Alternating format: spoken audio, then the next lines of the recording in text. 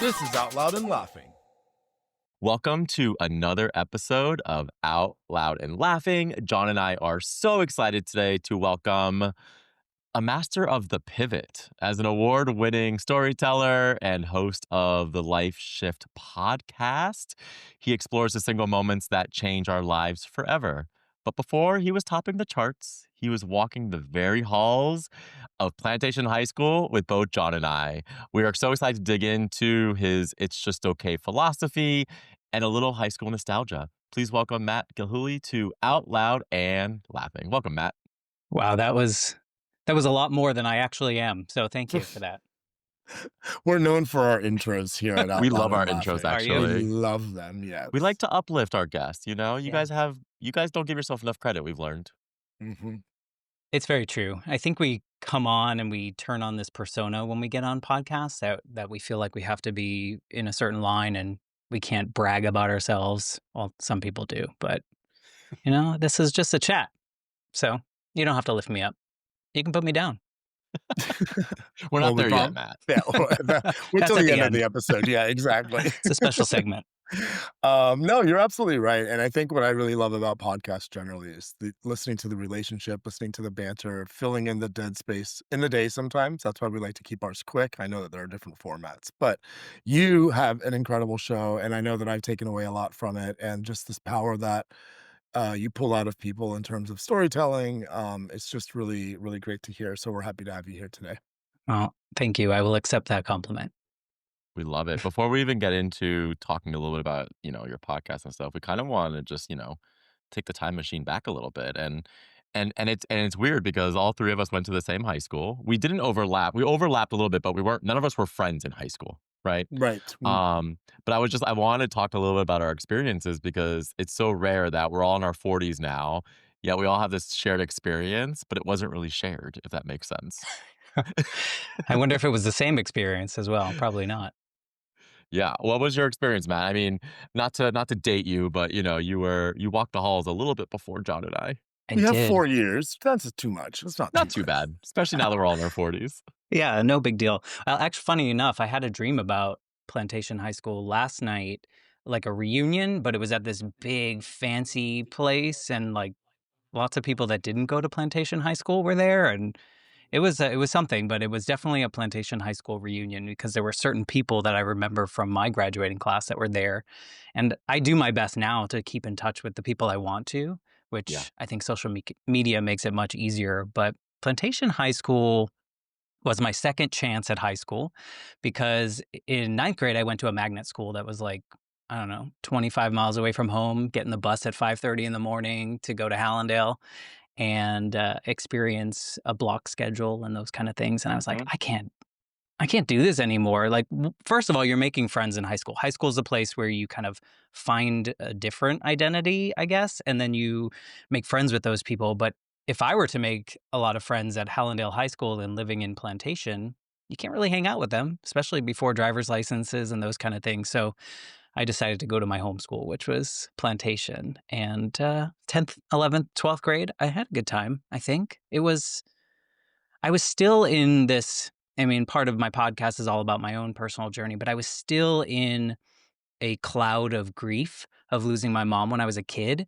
And so I think I was doing a lot of masking and a lot of pretending and a lot of trying to fit whatever mold the high school was trying to put me in. It wasn't student council. I wasn't that group. And so then I kind of gravitated towards the theater side because those people were a little bit more like me. And I was neighbors with Randy Rainbow. And so there was a connection there where we were able to kind of spend time away from school, but also like do these fun plays and things like that. So I really found my crew there until senior year. And then all bets were off senior year. So I feel like I sit between, because Bryan and I both did student government, student council, but then I also did drama. Bryan did not. So I feel like I sit at the center of both of you, both right now. It's kind of fun. And you were in the new version of the drama there. I was under the direction of Danielle Bonnet, actually. Yeah, still good Facebook friends, believe it or not. I had Mr. Kinder, who we ended up naming the stage after and doing a special production for him and brought back students that were in plays from like back to the 80s and came back and performed, and we had a great time. So I do not regret one moment of my theater experience there, even though I was the worst one in the group. But everyone's welcome there. Everyone is welcome on the stage, and you sort of created your own now in this space that you've created online, the Life Shift podcast. And we're going to turn the tables a little bit on you since you've literally over interviewed over 100 people, and you focus on moments that really shifted their lives, hence the name of your podcast. But we want to go back to your shift. You started to touch on it a little bit. You started the Life Shift podcast as a school assignment, but when did it stop sort of becoming homework and start being more important than that, right? And I also want to hear a little bit more of your backstory because that's what you Mhm. started touching on about the loss of your mom. So Sure. What do you want first? whatever feels natural. Yeah, I guess I'll start with the school. So during the pandemic, I was really bored, and it just felt like we were all kind of locked up for a little bit, and we were not seeing people, and work was just easy. And so I was like, oh, why not get a second master's degree? Like, who doesn't need a second one? So I decided to go to UF online, and I got a master's degree in mass communications with the focus in PR. And I decided this time, because I had passed that grief wall or bubble or fog or whatever we called it earlier, I had passed it by this point. And when I did my MBA at 22, 23, I did it because it was the easiest thing to do and it was free. And I thought everyone was going to be impressed that I got an MBA. And so I didn't really challenge myself by getting that. So this time I was like, I'm going to take classes that frighten me. And so I took a podcasting class that was like, going into it, I was like, what the hell am I going to talk about? Like, nobody needs to hear me talk about anything. But I challenged myself to do it. And then as we were going through the assignments and whatnot, I was like, I gotta do something that means something. Otherwise, I'm just going to come off as phony. It's not going to feel real. And so I just really thought about my own experience where when I was 8, I was visiting my father. My parents were divorced. We lived states apart. I lived with my mom in Massachusetts. My dad was living in Georgia at the time. And one day he had to sit me down and tell me that my mom had been killed in a motorcycle accident. And at that moment in time, like everything that I knew about my life was totally different. I was going to have to leave the house that I lived in, going to have to live with a parent that I wasn't used to living with. I was going to have to make new friends. And everything felt really like suddenly nothing that I knew about myself was true. Like it just was so weird. And I wasn't able to grieve because it was late 80s, early 90s. People weren't talking about it. My dad didn't know what the hell he was doing, and he didn't wanna see me all a mess because he could barely kind of figure out his own life, with a new with a child full time.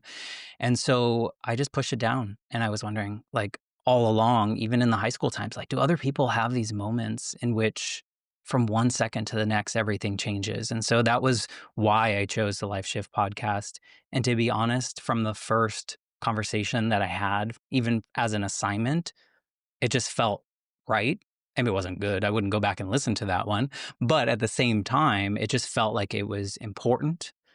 It was conversations that I felt like I was not able to have as a teenager or growing up. We were conditioned to not ask the hard questions, not really dig deep into someone, like what makes someone tick.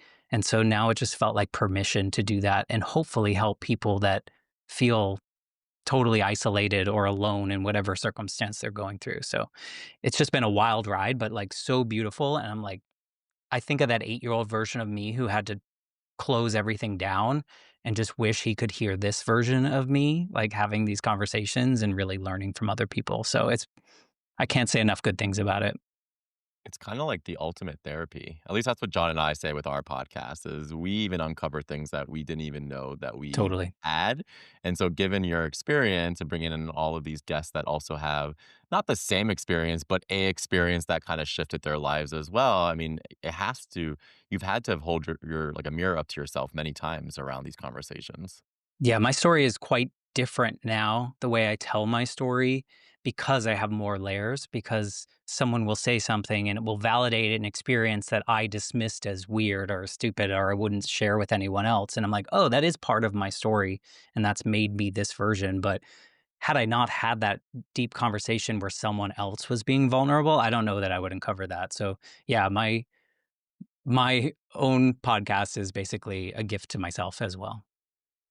Before we move on, I just wanted to touch on something that you said about the timing of the '80s and the '90s and where we've come to so far as like a body of a species who now like puts value on awareness of our emotional experiences and the spaces that you are creating. And as I've gone through your body of work, I have found an immense level of comfort, and I think that that's what's so important. Is how simple it is to offer that to somebody just by being vulnerable yourself. And it's a gift. You said it's a gift to yourself. I think it's a gift to everybody. But yeah, it's incredible. And I lastly wanted to say really quickly, if I may, um, that this whole mindfulness shift generally has like made it so mainstream that did you guys see Anderson Cooper this year on when he hosted the New York excuse me, yeah, the ball drop? Yeah. He was talking about grief. Mhm. Open the door. That's all It we was need. it's all we Mhm. need is an open door. Permission Um, to just be ourselves. yeah. But I mean, both of you, I mean, did you perform as you thought other people wanted you to be in high school and college, or were you totally like, I can be myself at any point in time? I Listen, it wasn't definitely until last year for me. Okay.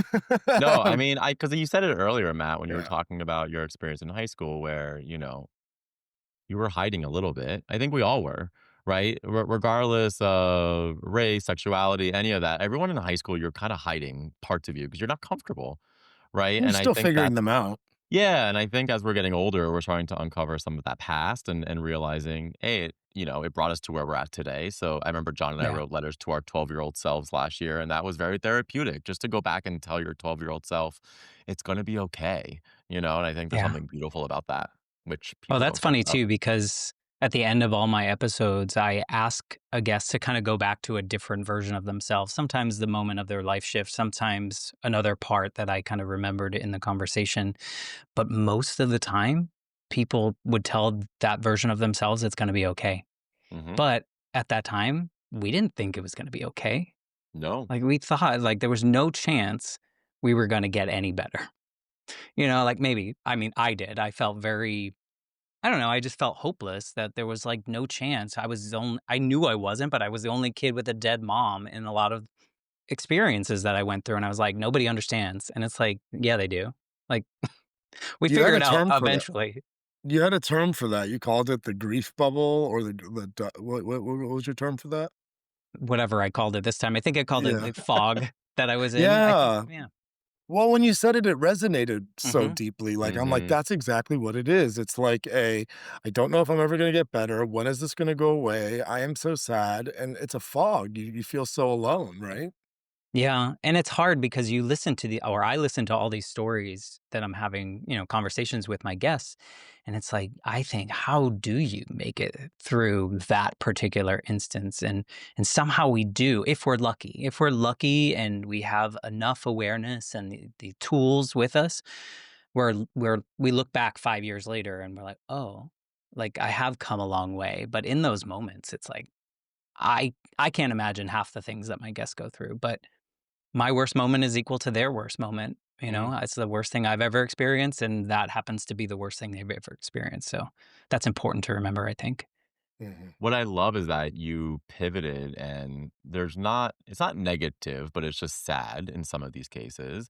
And I feel like you've turned and you've almost found your voice, Matt, in an interesting way because like I even look at your swag, right? And your swag has these really bold statements. Like I wrote some down like we all have a before and after. Your mess is your message, still becoming. And yeah, and you've turned some of these interesting simple phrases that are very powerful. And so when you talk about you didn't have a voice in high school, I feel like you found your voice and you feel comfortable with putting it out there. So I would just love like what does that mean to you? I think it's important. For me growing up, the time period was very much boys do this, boys don't cry, boys don't, have feelings. You can be happy or you can be mad or angry, and those are all you can do, and it's just it's a dumb story that we told ourselves. Like, it's not true. We should have been able to feel totally comfortable being a full human our whole lives, right? So now in my 40s, it just feels good to not worry about what other people are thinking if I admit that I had a really terrible day and I feel a little bit depressed. Whereas before, I was so worried that people were going to think I was weak or whatever. And it's like, you know what? If I have a bad day, it doesn't mean I'm gonna have a bad life. It just means that that day sucks and I have the tools to work through it.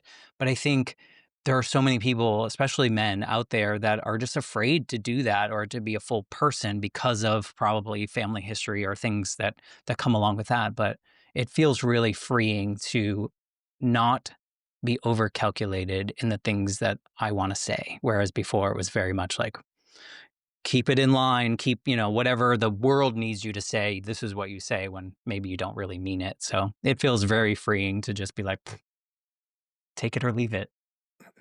Is that is that sort of like the therapy that you find for yourself in, like, applying that voice to it? I'm just trying to I almost am trying to have you walk me through you having all of these deep and engaging conversations, like, what is the way that you refill yourself? How do you refill your cup after holding all of that for so many others? That was really hard at first, to be honest. I was so excited to have these conversations, which sounds wrong, but I think you know what I mean. I wasn't excited about the trauma and all those things, but I was really excited to have these human to human conversations.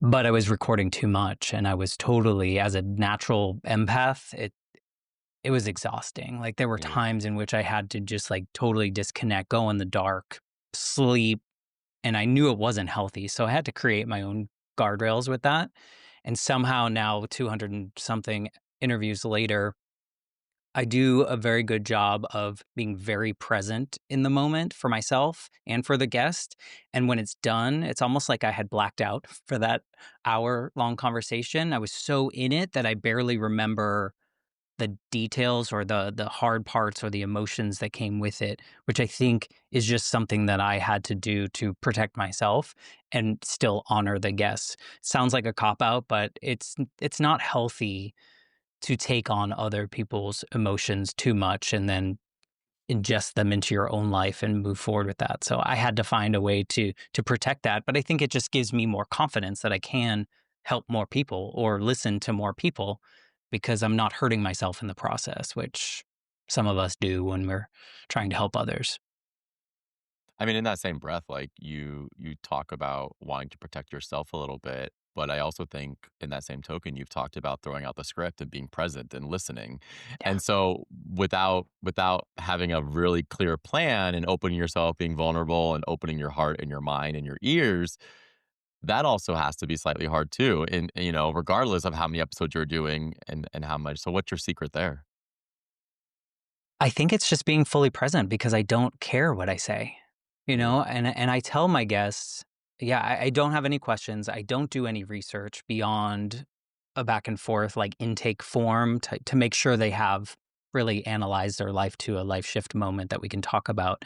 But I come in blind and I tell them that my questions are going to come from my own curiosity, my own lived experience, and I give them the out if I ask them something that's totally off the wall or totally inappropriate to tell me that it is, but I don't want to stop myself from asking something that crosses my mind because I did that for 30 plus years. And so I don't know what the secret is besides just being like, think about when you talk to your friends, the ones you really trust and care about, you wouldn't censor yourself. You wouldn't not ask a question or point out a flaw or something like that. So I try to think like that when I go into it. But 10-year ago version of me would have would not have been able to do it. So there's something about the practice of doing it, I think, that just it feels right. I don't worry before I go into a conversation. I don't worry if I get trapped in a corner in the conversation. I mean, I've had guests come on and they totally intended on a particular topic.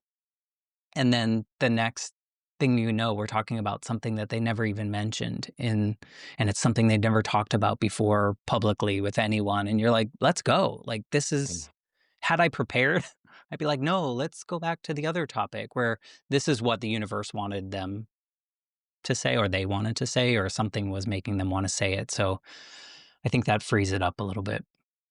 Was that like an approach that you had always taken? So when you initially started, did you sort of do a lot of that prep and research and now you don't? And do you find and what's the difference in the content? I think, well, when I started, I had to follow the instructions. So we had to have particular questions. It had to be like an interview podcast. We had to have X amount of questions. And all I was doing was what I had been doing in my professional life forever, which was waiting for the next silence to say the Yeah. next smartest thing. Like, and I was like, I'm not listening. And it's so Mm. important that we listen. So I think these conversations unfold in ways they wouldn't have had I prepared. I'm pretty type A. And so if I know what that journey looks like, I'm going to stick to that road. So if I go in not knowing, then I can go anywhere. Like I can take whatever turn we need to and pivot in whatever way the guest is feeling the most comfortable. Because sometimes people, you think they're ready, but they're not. And so now you have to navigate this space in which someone's not ready to go there. And like, what do we do? We're recording, we're in the middle of it. But you find it by being a human. I think that's what's the key. If we were talking before we started recording, is that podcasting doesn't really have any rules. I think the if we can make our podcast what feels most authentic and real to ourselves, that's going to be the success. That's how we define it, If or everyone that's is how I lis define it. well, it's a great definition because I was just gonna sort of like double tap here to say anybody who's not listening to the Life Shift podcast definitely needs to go find it wherever pods are streamed. Um, you've so far I've captured listen, show up human, be present, don't come with a script or take notes. Don't do any Well, research. No, I'm just some kidding. people should. Yeah, fair. But what other tips do you have for fellow I have written down podcasters, but now I wanna ask storytellers because I find that that's your vein. I think the hardest thing for me to learn was to be curious enough and brave enough to ask the question. Um, and not say like I just did.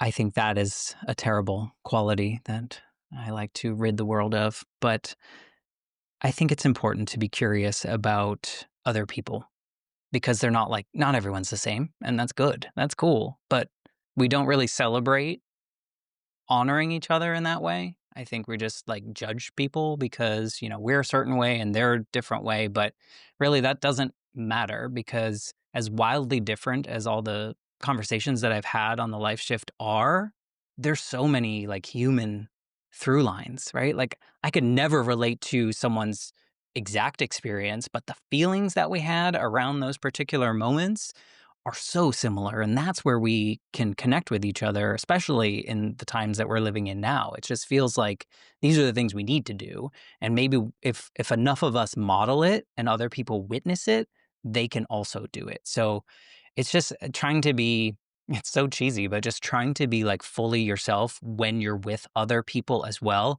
and feeling the freedom to poke and prod. They might not be ready for it, but you have to be ready to receive that rejection and that be okay. But if you don't Also, ask, you'll never know. I mean, it's beautifully said, and I think that one of your superpowers is honestly, like, John and I have each other. You're kinda going into every episode with a new co-host, and so you have to figure that out pretty quickly, right? Where Yeah. at least I know John will f catch me if I fall and vice versa, and you're putting Yeah. your trust into this other human, and I think that in itself is a superpower, so kudos to you. Yeah. Yeah. I don't see it as such, but I acknowledge what you said. I think everyone has a story, right? Like Mhm. everyone at their core probably wants to share who they are and what brought them where they are, and but not everyone's like equipped to listen. So I feel like that's my biggest job. If I look Yeah. through the audio waves on when I'm editing the episodes, it's like 15% me and 85% the guest because it's their story. I'm just helping navigate, like I'm just trying to keep it on a path, keep it on theme, for You're the Oprah. episode. Yes, I'm just Oprah, that's it. I have exactly the same amount of money as Oprah as well, and the success that she has. It's So great. that's Plantation High School really sets you up for that. So you'll be there soon, don't worry. Yeah. I would Oh, love to pivot because John and I have been doing something new with our guests at the end of every episode, and we Yeah. do what this or that, right? So Okay. we give you two things. You are not allowed to ask for any sort of clarification. You just hear the two things, and you pick your answer. And we definitely like if you give us an explanation. Okay. So we want to learn a little bit about Matt outside of his podcast. So I'll go Is there first. anything outside of that? That's what we're gonna learn. yeah. Well, you tell us. Okay, Matt, would you redo Plantation High School or UCF? Plantation, because you have less responsibilities as a 15, 16, 17, 18-year-old. So I think life was a lot more simple back Mm. then, working at Olive Garden in the fountains and Sam Goody at Oh, the Broward Mall. Is that where that was? I think that's Yeah, where it was. yeah, that's where that that sounds right. was. Yep. Yeah, and getting friends' cars when you probably shouldn't, and those are good times. The best times. Yeah. Would you rather be interviewing a world famous celebrity or just a regular person with an extraordinary story? I mean, this sucks, but the regular person, I think maybe if you had asked me that question when I first started podcasting, I would have been convinced that having a celebrity was gonna Mm. make me famous. And, if the celebrity has a really good story and that no one knows but I think we can, as humans, relate to other humans a little bit more than the people we put on pedestals. So I would choose a really fascinating story over a celebrity. Love that. I agree. Yeah. Would you, the businessman that you are, would you prefer a power lunch or a power nap? These days, a power nap because I'm so old that my hips hurt and I don't get enough sleep. So power nap would be great, but I don't want to go to power lunch. Nah, I'd rather eat lunch at home. All right. After you skip your power lunch and you wake up from your power nap, Yes, are you taking a shower or are you taking a bath? never a bath. I never want a Oh, bath. no, you're Not, not. You don't like to steep in your own Some tea. people yeah, hate I don't need baths. like human soup. Like, That's how no, people view it. it's, like, what do you do? Like, you just Brian, sit there? Brian, your defensiveness is very telling right No, no, now, no. right? I am equal opportunist, but I agree. Matt's not. He's a voice that we hear a lot. People don't like baths. It's, My boyfriend takes baths. well, He's taking one right frankly, now. well, great. He's been But at the same soaking in his time, like, shit. what do you do? Like, it's so boring. Like, a shower has purpose. Babe, what are you doing in there? No, I'm just kidding. A bath, you have to shower after you take a bath because you've just been sitting in your human soup. So you have to shower that off. So what's the point? Well, fun fact, I was in Vegas for 36 hours and saw the Backstreet Boys at the Sphere. Nice. Heaven. Talk about Um, high school. yeah. Oh my God. It might But be middle school for you. no, it was high school. But one of the moms that I went with, she took a bath and I said, "Well, what did you do while you were taking a bath?" And she's like, "Well, I watched the movie." And I was like, "The whole thing?" And she's like, "Yeah, like 80% of it." And I was like, Did the water get cold?" Like, I could maybe do 20 I minutes in have the so bath. many questions. So many questions, but apparently you can watch a whole movie in the Yeah. bath, Matt, if you really wanted to. Yeah. You could also watch it like during your power nap. Yeah, and behind your eyelids, even and Right. dry. Yeah, I Yeah. love it. Or listen to a podcast with There your you eyes Okay, go. closed. so right before you hit record on your next episode, do you like total silence or are you more like a hype, listen to some music kind of guy? So that's a kind of a I'm already in the conversation with the guest before I hit Hmm. record, so it's kind of if we go literal here, then we're just talking. So Okay, we're Sure. just like it's almost like, "Whoops, you didn't know I pressed the button," because I wanna check levels and I wanna do all the important things, from the producing side of it. But no, working a 9 to 5 and then having this podcast and doing it all myself until recently where I've outsourced some of the editing, it's a lot. It's a lot of work. And so I'm working 9 to 5, and then my recordings will start at 6, and I'll do 2 recordings a week, sometimes on Saturdays, sometimes Tuesday through Thursday, and I need some downtime in between, but it's not like silence. Like I'm just doing like little chore things around the house, or, taking care of the dog, or, whatever it needs to be. So I can roll up in my office at 5:55 for a 6 p.m. recording, make sure everything's set up, get my little in-ears in, and turn on my microphone and pretend I've been sitting here for 10 minutes. So, yeah, I don't know. I didn't choose this or that, so I failed. I think you're doing great. I wouldn't be so hard on yourself, but, Do you have a um, Scantron? Because there's maybe no response to put on there. God, now we're maybe aging ourselves. maybe after this, you can go re-listen to one of your bodies of work and just get re-inspired, you know? But on that note, are you one who wants to be remembered for advice that you've given or for how you've listened during a conversation? Definitely the latter. Definitely listening. I think what that does for me is people feel heard. And I didn't feel heard after my mom died. I didn't feel like my grief was valid, or something I should be doing or facing or struggling with, because the people around me just didn't have the tools or the awareness to do that. And I think that there are a lot of people our age, even older, that haven't been heard about their stories. And so I think I'd love to be remembered as someone that just listened, and made it okay for someone to share the parts that they felt were not okay, because they are. It's like, Mm. Yeah. that's your life. Like you can't hold on to all those mistakes that you made. Like, it just happened, and now you have to figure out what you're not going to do again, or how you're going to move through the world differently. And but if no one's listening to you, that voice in your head is just a bastard. Very well said. And this is the why I love this game, because the next one is just a total pivot and I love it. We go from beautiful to Matt, scruff or no scruff? Oh, well, I'm very lazy. So I haven't showered today. Also, I haven't shaved today. So scruff. So there I'll you never go. be clean shaven either, but I not, can I'll never be a full beard either. I can relate to that. I'm never clean shaven either. I'm so I jealous. buzz. Yeah. I can't even, I have patches of no hair all over my face. Yeah, Brian can't do it. That's I know. He's sad. he's It still is very 12. sad, Mine, actually. when mine grows out, I look like Santa Claus though. So that's another reason in which I don't want it to be too long, because there's only one Santa, and it's not me. When mine grows out, I look illegal, so I gotta keep it tight. So, These days. these You could get days. a free trip out of that. Yeah. Speaking of which, where do you prefer living, Florida or Massachusetts? These days, I think I would like to live in Massachusetts. Where are you these days?